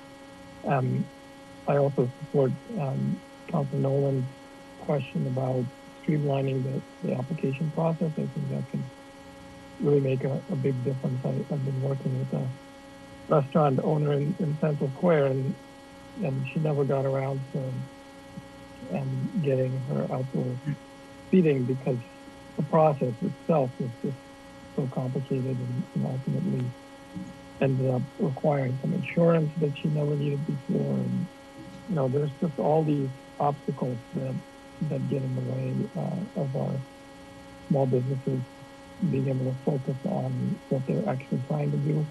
And I think we can do a lot more to get rid of those obstacles. Madam Chair, I believe we've been rejoined by Ms. Kiotis. Do we want to hear from her? Thank you for highlighting that Ms. Kiotis has joined us again. I have already advised her that we're going to do council questions. You are the last one. We're going to do, there's one person for public comment, and then we're going to come back to her, and she was amenable to that. Great. Thank you so much. I like it. So you have no questions, Councilor Zondervan? No, thank you. Okay, thank you. So at this time, we are going to move to public comment. I believe we have one person in attendance for public comment. We do. The first speaker is Duong Han. Duong, you are unmuted. And hello. Hi, can you hear me okay? Yes, we can. Go ahead. Okay, great. Hello. This is Yun Huyen. I'm a co-owner of Cicada Coffee Bar. We opened on in February, late February at 106 Prospect Street. And because we've just freshly gone through the permitting process, it was great for Jason to share about this session so we can share some of our experiences. So first off, our team would like to really sincerely thank the efforts of the city and also the city staff in going through and navigating the COVID process, creating additional financial resources, waiving fees. I think one of the things we appreciate the most about our permitting process is that every individual that we've dealt with from the city staff were very enthusiastic about helping and tried their best to get us to opening as best they can, which we appreciate. And so our feedback is less about the fees themselves and more about some of the kinks within the processes and navigating them that end up costing us in time and money. And particularly, as you all know, Cambridge rents are quite high. And so our biggest takeaway when we were trying to open is that waiting 2 weeks to open was an additional half month of rent that we hadn't quite properly budgeted for, despite budgeting for a good 6 months of it to get to opening. Giving a particular example that I think pegs into the theme of the city working on creating navigational tools to help businesses. From the very beginning, we didn't really have a good understanding of how much fees we would have to pay. And there wasn't a really good resource to pull all that together as well as a permitting checklist for us. And so one of the things, as an example, was we were the first business to go on Viewpoint to apply for certificate of inspection, whereas it was still in paper form before, and ISD was really gracious to help us do that. But we had no clue we needed both a CFO and a CFI. And it ended up being the same folks who signed off. We didn't need to do additional inspections, but we did need to wait for a week plus to reach out back to all the departments and get them to sign off again on Viewpoint or on our CFI. And so little things like that is, I think, like, a week of rent that could easily be shaven off by a better, more navigable system. And so as the city moves forward, I would really love if the city could conduct more interviews with particularly new business owners like ourselves to understand kinks like that, because it makes for quick and easy troubleshooting that doesn't require systemic overhauls to really save businesses a lot of heart and headache. So thank you so much for making the time to allow us for public comment. Thank you so much for coming and providing that new business feedback. I think it's so incredibly important, like you said, and it echoes really what I've been hearing in the business community, which is that it's less about the fees than about the process that can actually cost real money, right? In terms of not getting to that opening or paying that additional month or 2 months rent, and that you know, getting an attorney or having that additional trip to the BZA, that's where things really start to add up. So yes, we really do need to be looking at our fees and where we can remove those 10 and 20 and, you know, reduce those fees to reduce the impact. But it's really about looking at our processes to figure out where those efficiencies are. So I'm going to take a motion by Councillor Nolan to close public comment. On closing public comment, Vice Mayor Mallon? Yes. Councillor Nolan? Yes. Councillor Sabrina Wheeler? Yes. Councillor Toomey? Absent. Councillor Zondervan? Yes. And public comment is closed on the affirmative vote with 4 in favor. Thank you. I see Mr. Kale's hand is up. Thank you, Madam Chair. I just wanted to remind folks a couple things, and I think this conversation's been great. And I think clearly the issue about the permit timing and the efficiency and the coordinations is extraordinarily important. I would also just, again, I think sometimes it gets lost in the conversation, but I think Jason mentioned it, that, you know, we should note the fact that our commercial tax rate is in some cases half is what it is in other communities. So while that may not necessarily deal with the fee issue, it just should be pointed out that our commercial tax rate saves money, because if you were another community, you'd be paying a higher commercial tax rate than you would otherwise be in Cambridge. And I know we're almost half of what Boston's is.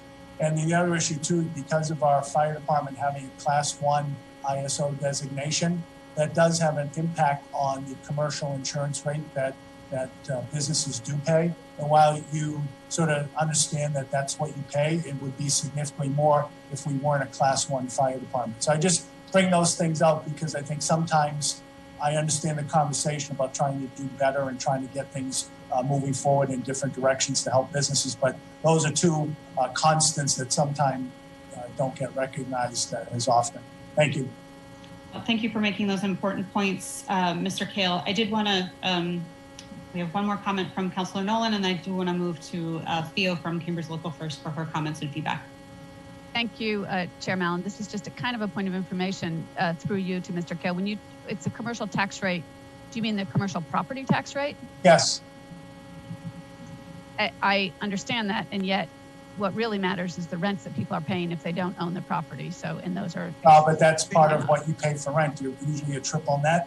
So basically you're paying for taxes and you're paying for maintenance and you're paying for insurance. So basically having a lower tax rate does impact in some cases in terms of what rent you pay. And if your insurance is based upon a Class 1 fire department, you're getting the lowest and best rates that you would get because of our Class 1 designation by the fire department. Well, thank you, Mr. Kale. If there are no more questions from Councillor Nolan, I'm going to move to Theo from Cambridge Local First. You have the floor. Thank you for joining us and providing your insight and feedback. Thank you, Vice Mayor Mallon. Hi, everybody. I have a few comments. So if it's taking too much time, just let me know and I can abbreviate them. And I'll send them as an email so that you guys have them on hand. So I want to echo previous comments. The City of Cambridge has done so much and we are very grateful to you for your work. The city's flexibility during this time has been a huge help. As an example, outdoor dining has really helped drive increased value for our local and independent businesses. The work at Starlight Square has been invaluable in giving opportunities to some of our least resourced businesses in the city. We are also really excited about the city's movement toward increased capacity of commercial kitchen spaces in Cambridge. These permitted residential kitchens offer really great opportunities for food makers and seasoned caterers, many of whom are minority and women-owned businesses or self-employed workers. And on the Cambridge Local First side, we are especially grateful to the city's participation in our biweekly community conversations, where over the course of the pandemic, hundreds of businesses have convened, our partnership on the Business Diversity Directory, and the city's critical support of our winter holiday shopping guide. All in all, we are so grateful to you for your partnership and support during this critical time. That said, I have several ideas for improvements crowdsourced from our businesses themselves. 1, there are so many city departments that it can be very overwhelming for us, both business owners and those of us who are working to support them, to keep up and let alone be proactive. As a result, it often happens that key updates get missed. One example is bike lanes coming to Mass Ave. The more proactively you can communicate your updates to us, the more effectively our businesses can self-advocate and accommodate changing city policies and actions. On a related note, many of our members feel that there is not seamless coordination among city departments. So more streamlined coordination among city departments can really help. Also, a lot of sound and well-intended policies do have a disproportionately adverse impact on our local businesses because they have fewer resources to adjust accordingly. Examples include the plastic bag ban, the styrofoam ban, and upcoming single-use plastic ban. Where possible, making exceptions for local businesses or providing resources to help them maneuver these transitions can be helpful to them. Increasing city contracting with our local and independent businesses will help drive support to these businesses. Our hope is that the City of Cambridge would never, where there is a viable local alternative, contract with non-local businesses. Also, we hope to consider the impact of Amazon on our local and independent businesses. It is severe, and Amazon has the resources to outcompete our businesses in so many ways. Are there ways to help our local businesses amidst Amazon's increasing power? Additionally, we hope that the city can continue to reduce fees and eliminate outdated fees entirely. In general, as you were just mentioning, simplifying and streamlining processes and ensuring quick city response can be very helpful. I love the idea of the cities having a clear system or portal for permitting and licensing. Also, we hope to ensure that the federal rescue plans funds do go directly to our local and independent businesses. And in general, closer partnership with the business associations would be very helpful. I found that the best value that we, Cambridge Local First, derived from the city manager's Small Business Advisory Committee was the opportunity to convene directly with all of you, the critical stakeholders, other business association leaders, and relevant city staff. Perhaps we can continue that series as a bi-weekly or monthly meeting. We also recommend providing more pop-up and market spaces. Since commercial rents are unaffordable, we need to use city property or private property for flea markets, pop-up space entrepreneurs in high traffic areas, not just a side street with no traffic. Also, we hope to offer access to low-tech incubator space. There are spaces and places for high-tech and biotech. How about supporting low-tech? We also hope to offer a bow market concept in Cambridge. We need small business community spaces with shared resources. And last, increased focus on our minority and women-owned businesses is critical. Some ideas also pulled from a conversation that this committee had last November include increasing data. We want to know the percentage of contracts that the city trades with MWBEs. How do we know the progress the city is making unless we have a way to measure it?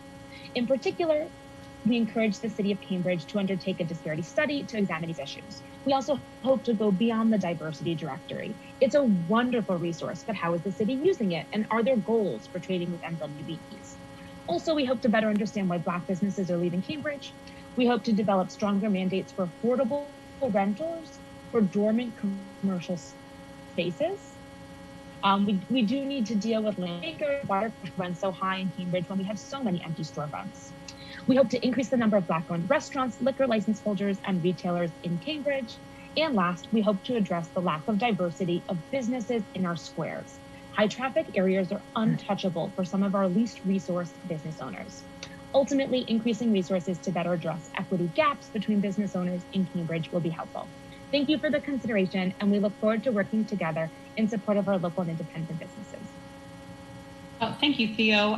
One point I wanted to make was, in case you weren't up at midnight last night watching the City Council meeting, we did get a report back from the Law Department on a policy order that we put in from this committee around doing a disparity study. The city is putting together an RFP now that will take 4 months. It will go out, the RFP will get started, and they're hoping to get a report back next year.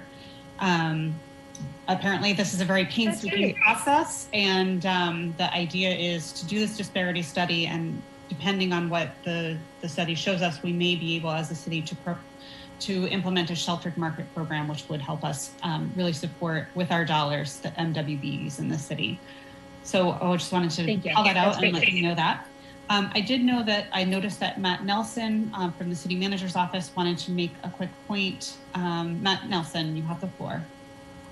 Thank you, Vice Mayor. I just want to through you, I know that Councilor Zondervan mentioned a specific restaurant in Central Square, and only because it's top of mind, as today they are getting patio furniture delivered with our partners at the bid.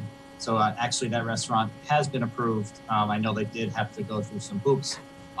A few of them were unrelated to city issues and more other issues that also go along with patios, but just so Councilor Zondervan knows that restaurant does have their approval, and their furniture with their partners at the bid are arriving today with the planters, just like all of the other beautiful patios on Mass Ave. Thank you, Matt. And I do see Councilor Zondervan has his hand up. Councilor Zondervan. Thank you, Madam Chair. Through you, my thanks to Matt for having that update. That's very timely. Thank you for taking care of that. I did want to ask, Madam Chair, did we want to go policy order or some other formal ask to get a report on the fees that we're collecting, and also which ones could be eligible for reduction or removal? So from what I understand, the clerk's office is a little backed up on committee reports, and what we should do is work on a policy order for a Monday night meeting separate, so that we can get it on the agenda and voted on more quickly. So I hope that would be amenable to my Economic Development Committee members and colleagues. We can start that, but those are the two things that have come up so far that I think we should take from this meeting and move forward. Great, thank you. Councilor Nolan. Thank you. I am very game to work with any members of this committee on that policy order so that we can move it forward. I have a question about how we found success working to ensure that our resources are available for linguistic in different languages for small business entrepreneurs and others whose first language may not be English. Sometimes it's quite challenging to go through the various ways that we provide information. Some other cities have started to just have, even though it's not maybe ideal, but just an automatic translation of some of the websites into other languages. And I'm just curious as to what we're doing on that score, and whether we think it's a need in the community that we need to address a little bit more. Thank you. I'm going to toss this to Mr. Kale to see if there's, or Ms. Safari. I noticed she unmuted for a second. If Ms. Safari wants to jump in here, that'd be great. Sure. Thank you, Madam Chair. In regards to some of our small business resources in community development, our small business steps to starting your small business guide, we actually translate into the common languages most spoken at home a few years ago. And as we mentioned, the portal, one of the biggest things we're trying to do with that is to ensure that a lot of our different journey maps and guides are easily translatable. And I will allow other staff to mention this, but I know a lot of our websites have the easy Google Translate, or we also have videos that we're thinking about that we could easily close caption as well. So as we move forward, we are definitely thinking about that. Any other city staff want to jump in? Doesn't look like it. One of the questions I had, Ms. Safari, just to follow up quickly, is with your meeting hours, is there a language line? Are we contracting with a language line in case of language barriers where you could just use the telephone and somebody could assist that conversation? To answer you, Madam Chair, yes, we definitely have in community development, especially in economic development, we've already implemented that. It was heavily used, obviously, through our COVID grant, but for the past couple of years, we've put in translation and interpretation services into our own individual resources, and we'll make sure to include those in some of our office hours with inspectional services so that we can give in-person interpretation services. Thank you. Councillor Nolan, did you have any follow-up questions on that? No, thank you. I'm glad to hear that, and I look forward to having us ensure that we're serving those businesses. Obviously, it's probably a small part of our business community, and yet particularly as we think about diversity, it's also critically important that we understand the barriers to people. There's certainly a few small business owners that I have talked to who said it's a little intimidating. You know, sometimes when you don't speak the language, you just may feel more comfortable. So I'm really glad. And as long as we're sensitive to it, that is wonderful. So I look forward to more. I look forward to those maps that we're hearing about, those to move forward. Thank you, Councillor Nolan. And I know that Mr. Kale and a couple of other of us are on this call who are working on a language justice initiative out of the Family Policy Council. And there was, I think, $250,000 dedicated in this year's budget for language translation and these types of services. Because I don't agree with you. I think that there are more than just a small amount of our small business owners that English is not their first language. So this is something that we have needed in the city for a long time. And I'm glad that we will be coming forward with a policy likely in the early fall with more funding requests to cover that. So if none of my colleagues have additional questions, I do have a few. So I'm not seeing any hands. First of all, I do really, if I didn't say this at the beginning, I do really want to thank each and every department member that is here today on this call and in your departments. I know this has been an incredibly stressful year. We've all been working 24 hours a day to support our small businesses as they go through some of the worst devastation their small businesses have seen. And our small business owners, restaurant owners, you know, they've put their personal finances on the line probably over this pandemic. So I know I said it last week at a meeting, but you guys have been on the front lines of dealing with a lot of stress and anxiety and fear and anger in a lot of places. And you've done it with grace and courtesy. And I think one of the things I heard over the last month as I've been talking with business association members and businesses and getting the feedback is that there has been a huge appreciation for the way that the Economic Development Division, the licensing, ISD, DPW has all really come together and supported our small businesses. That's a true testament to our city employees and the care that they take with our residents and the small business owners in the city. So a big thanks from me.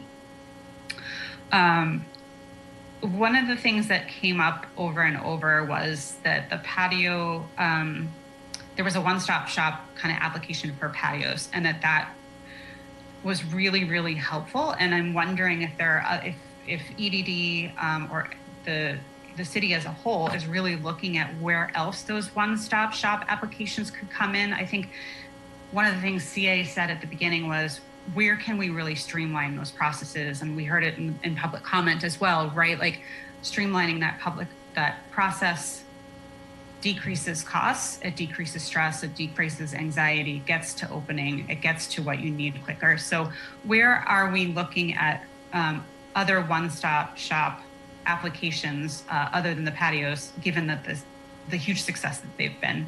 So I'll send this over to either Matt Nelson or Pardis, just as a starting point, but you guys can toss it to whomever might be a better person to answer.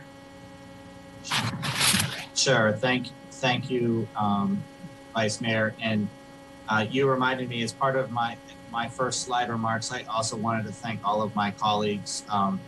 Someone just mentioned how many different departments and staff are represented on this call. And I started my specific role in the city manager's office 2 weeks before the COVID shutdown. And so I have leaned tremendously on all of the expertise from all of these departments. And I know they're probably happy they're not getting the airtime right now, but they all are working very hard and more than just the 5 days, 7 days a week. And so I just wanted to thank them for having me a part of the team.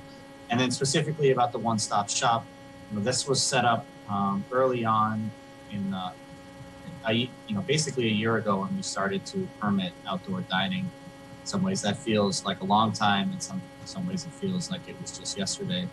And so that is definitely part of our ongoing planning and where we can incorporate similar applications and similar operations in Viewpoint. I'm actually gonna throw this over to Nicole just to kind of talk us through what the actual one-stop shop looks like for restaurants and potential ways that it could be used for, at least for dining in the future, even if it's not temporary extended. Thanks, Matt. I didn't need to speak though. I'm kidding. So the one-stop shop, what we tried to do with this was to make sure that everything that we had to look at before we permitted something outside, we created these steps, these workflow steps. I mean, what really works here is that all of these departments are now in Viewpoint, and I think it's part of the city's plan to roll us all into Viewpoint eventually.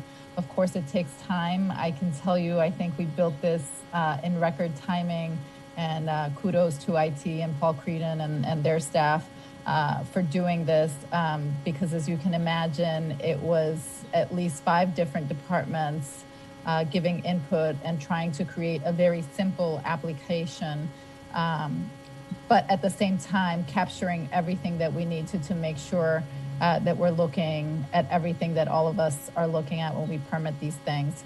So, you know, it's something that we strive for anyways. I think Viewpoint's just making it easier for us. And I know that, for example, Ranjit and I, since I started here in the city, we've always been looking at things that we can try and do together or sort of streamline. And, you know, we went into Viewpoint before ISD, so there were certainly, there's certainly like workflow steps where we already have ISD in it so that it's easier rather than having businesses. Usually before this, they had to go to us, get a paper, go to ISD, get sign off, come back to us, have us do something, and then go back to ISD. So we obviously eliminated all of that. And I know in conversations with Pardis and the group that they hired to look at processes in the cities, this is something that we talked about and where we can do that. As another example, we've already been doing it with fire, for example, for the garage and flammable licenses and the flammable combustible permits. And so I think as more departments come in, it'll be easier for us to be able to streamline these processes for the businesses. And then in terms of whether they can be combined or not, I think that probably takes we have to take a deeper dive and look into it because, you know, there are certain requirements under the law that I'm sure that Solicitor Gloa would have to look at to make sure that the departments are doing stuff. And as she mentioned in response to another question, there are certain statutes that require review during certain times. So, you know, when you combine all of these, you can also sort of lose them, but definitely something that we're all looking at. Thank you, Nicole. I think prioritizing Viewpoint for the rest of the departments is probably something we really should be thinking about and talking about. I think, you know, you said it perfectly. We set it up in record time because we had to, and I think COVID made us very nimble. It made us realize the sense of urgency. And I think what you're sensing probably here on this call today is we also have a sense of urgency around how to streamline those processes. And I just want to kind of go back to what CA Webb said, which is sticking with me through this whole meeting, which is that the policies we set and the barriers that we remove over the next few months will really determine the success of our small business community as they recover. And I think, you know, I want us to all be mindful that there is still a sense of urgency here, particularly for our small businesses and restaurants, even as we come out of like, we don't have to wear masks anymore and people are going back to work. There's a lot to recover here. And so keeping up that sense of urgency, although I know it's really hard, we're all, it's been a long 16 months, but just making sure we are prioritizing that. So one of the questions I had for EDD around the efficiency project feedback, some of the early stuff, I know we are hopefully receiving a report very soon on this study and some recommendations. The local rapid recovery program survey feedback said that 65% of businesses said the zoning and parking regulations were a hurdle. Just quickly, Ms. Safari, those will be alleviated now by the new zoning that we passed last night, correct? Madam Mayor, yes. Madam Vice Mayor, yes. I believe that they will be alleviated. That survey, because it was a state, kind of a state mandated survey that they designed the questions, we did not have the ability to change them. Didn't go into too much detail about which zoning regulations were hurdles, but I believe the majority of them are the ones that we've already found through our zoning, retail and home occupancy zoning process. Okay, thank you. That's helpful. My next question is for inspectional services. On page 15 of the presentation, it says ISD has issued temporary waivers June 2021 and December 2021 of the food handler's permit, which is $25, the milk permit, which is $10, a bakery's permit of $125, and catering establishments of $100, which is $120,000 worth of savings for businesses, which is one of the numbers I was talking about earlier when we were talking about the total impact of removing some of these fees and permits. I'm just curious why these fees were chosen, and are they potential candidates for elimination for the future? And in a secondary, why was the frozen dessert fee of $10 not considered? Is it just something that nobody applies for, so it doesn't need to be on there? But it's one of those nitpicky fees on our structure that has been called out. So I don't know if Ranjit is here representing ISD, or someone else wants to take this one.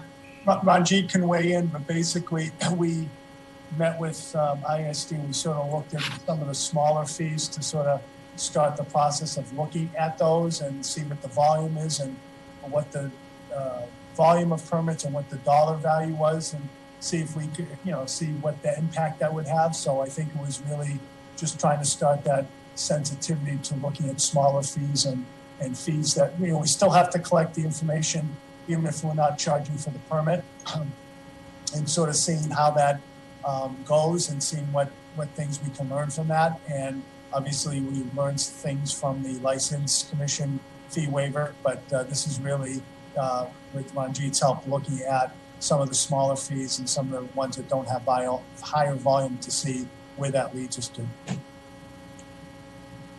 Thank you. I mean, I think this is kind of going back to some of my earlier colleagues' comments around, where are those nitpicky fees that we can just pick off, and, $100, $125, it doesn't feel like a lot, but I think, just going back to what CA said too, it's like sometimes that bill, when you get it, it just feels like, gosh, it just probably took more to process this bill than actually, it would be for me to pay that $100. So I'm really interested in those fees, and as those fees as a possible path for elimination once we have them removed for June 2021 and December 2021.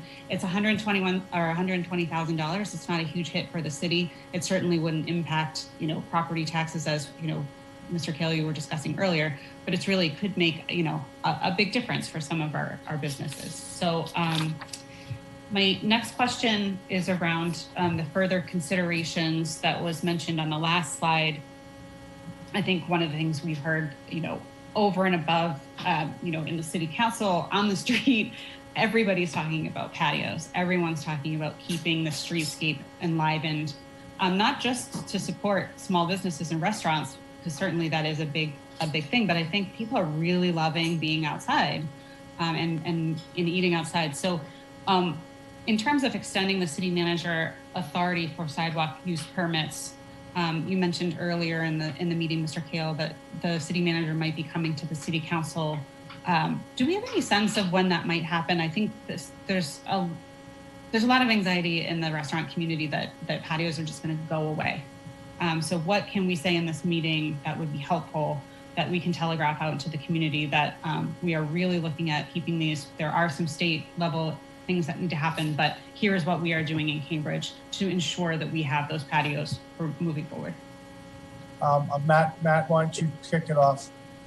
So that specifically, Madam Vice Mayor, in terms of the authority that the council granted the city manager, Nancy can chime in here, but currently the council extended that authority through 60 days past the end of the state of emergency. So that's where we're at now with that. The manager could come to the council with a request to go further than that. And I think that would be tied into depending whatever happens next with our outdoor dining. And I think I'll pass that to Nancy and Nicole, because there is a lot of work going on behind the scenes as we do await the state legislation potentially to give us a little bit more breathing room. Madam Solicitor? Yes, through you, Madam Chair. That's correct. The council has the authority to approve these agreements. So therefore, if the council were to extend that approval granting authority to the city manager, it could do so. And so the only question is whether that request would be bundled together with some of the other pieces of what's being worked on here, or come to the council separately. And Madam Solicitor and Mr. Kale, technically the city manager could come to us on Monday and ask for an extension of this rather than bundle it with some other things that it seems like you guys are probably working on very hard behind the scenes, or am I misunderstanding that? As I said, I think as Matt said, I think we look at all these things frequently, constantly. So I think we'll take your comments back to the manager to see what is a prudent course of action. And then I think Nicole may want to say something. But again, I think we're trying to do this in a way that is thoughtful and consistent. So it may take a little longer than people like, but I think we've learned that being prudent and thoughtful and consistent probably pays a lot of dividends at the end of the day, in terms of not making a decision that then has to be revised later on, to be honest. Ms. Marati-Ferrer, do you have something to add? Thank you. So the only thing that I would add is that in terms of right now, just so that everyone knows, we have 168 annual patios. So that's not pursuant to this COVID relief order. So, and out of those 168 annual patios, 52 are in public land exclusively, 7 are in a combination of public and private, and the remaining 110 are on private property. So, you know, the use of outdoor areas is something that has been around before and that will continue to be around. But I do agree these temporary extensions have been fantastic. And obviously, as you all saw, the board voted to make sure that we extend through with the legislative extension or towards the end of the year. So obviously this is something that we support. We have about 132 extensions right now. And out of those, 63 are ones that already have outdoor. So, you know, the rest 69 are new patios basically. I'm sorry, 63 were not approved before and 69 were ones that were approved. So obviously even the ones that already had outdoor areas were definitely, you know, taking advantage. I do want to give a shout out to Traffic and Parking and DPW, which have done tremendous job in getting creative as to where to find space, because out of those 132 temporary extensions, 100 are on the public way. And it took a lot of work and a lot of site visits, and still taking, because, you know, we're in June 8th, state of emergency ends June 15th, and we still have applicants coming in. And we still have our different departments looking at it. So that was the only thing that I just wanted to add.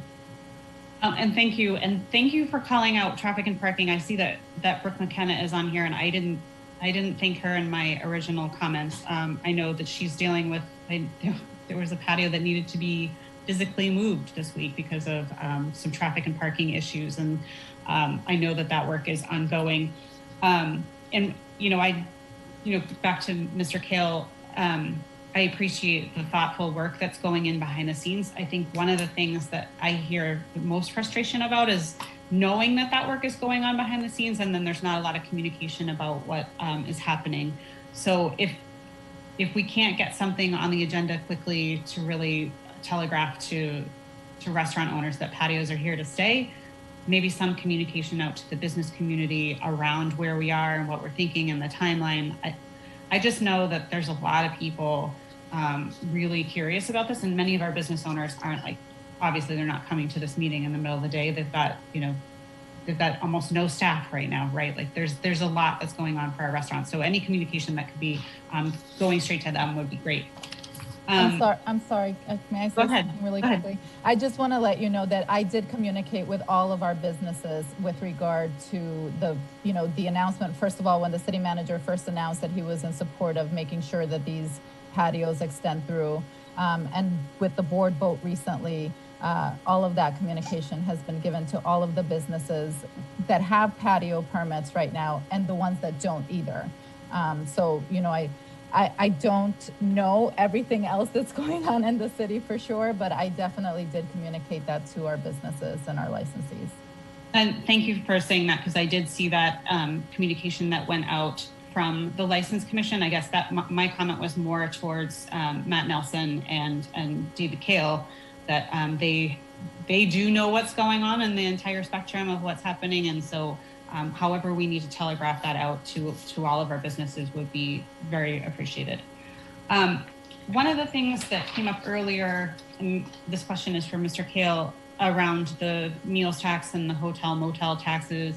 I know we've had a number of conversations about this, how you don't want to take one tax and make it for something. And I totally understand that, particularly that, the meals tax and the hotel motel taxes have been just devastated this year. And if you had a program built upon that, then you would certainly not have that program anymore.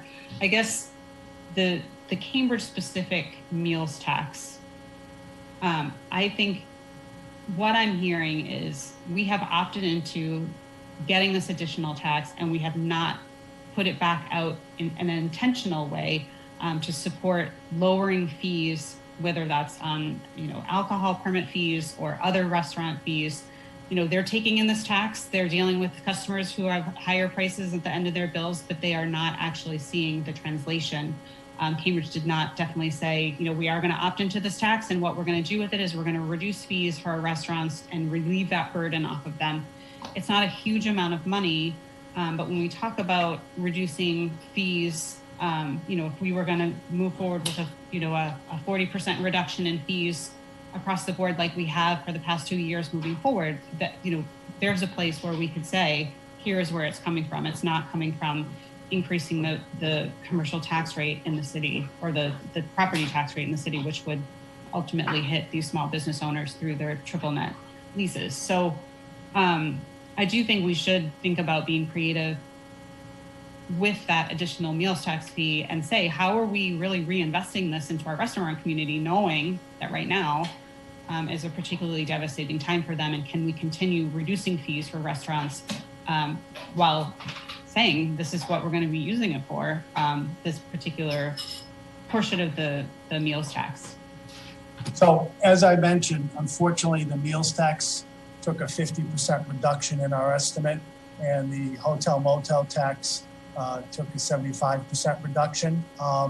And the state, by the way, has just recently announced that it is deferring the payments till October for those kinds of taxes for businesses who had collected less than $150,000 in the previous year. So again, as I said, I think we probably need to do a better job of explaining how, we've increased the budget for the Office of Tourism by $150,000 in fiscal 21.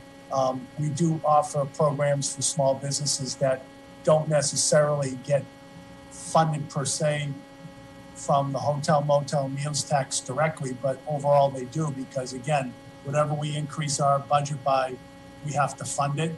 And so while it may not have a direct nexus, it does, because if we didn't have that revenue, we couldn't afford to implement the program in a very macro way. So again, I don't think there's been any initiative that has supported small businesses that we haven't funded.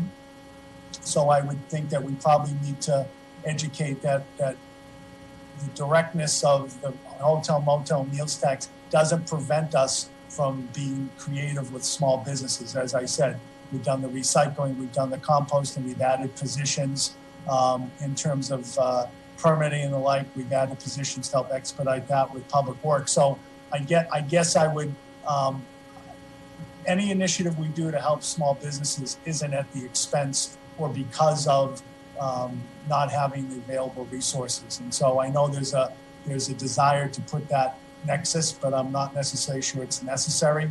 And as I said, we do fund it to primarily cover the Office of Tourism and other city departments. So, so I guess I hear what you're saying. I guess maybe that didn't answer the question, but I guess I would say that it doesn't prevent us from doing good stuff. Thank you, Mr. Kale. I just need to entertain a motion to extend this hearing by 5 more minutes. I think we can. So moved. Thank you. On a motion from Councillor Nolan to extend this meeting to 1:05. Madam Deputy Clerk. Vice Mayor Mallon? Yes. Councillor Nolan? Yes. Councilor Sabrina Wheeler? Councilor Sabrina Wheeler? Absent. Councilor Toomey? Absent. Councilor Zondervan? Yes. Yes, and the motion to extend by 5 minutes passes on the affirmative vote with 3 in favor.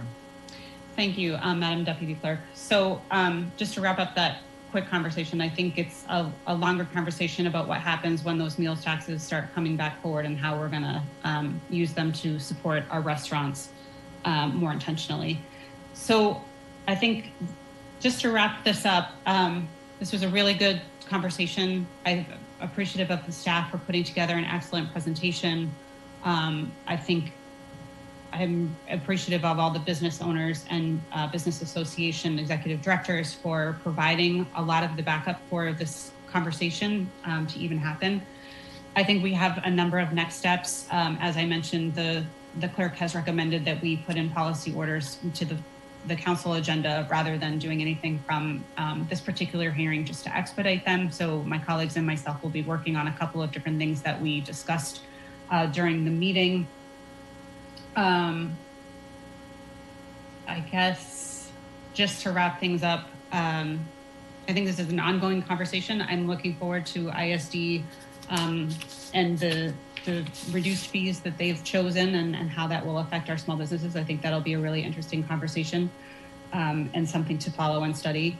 And then to EDD, I'm really looking forward to the process efficiency study that is going to be coming forward in the report and how we can think about being supportive and in a really urgent way, even though the urgency of COVID is over, really thinking about being intentional and urgent in supporting our small businesses as they recover.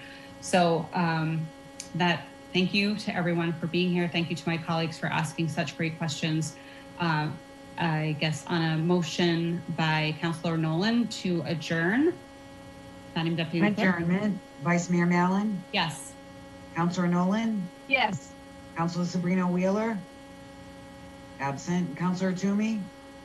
Absent. Councilor Zondervan? Yes. And the hearing is adjourned at 1:02 p.m. on the affirmative vote with 3 in favor.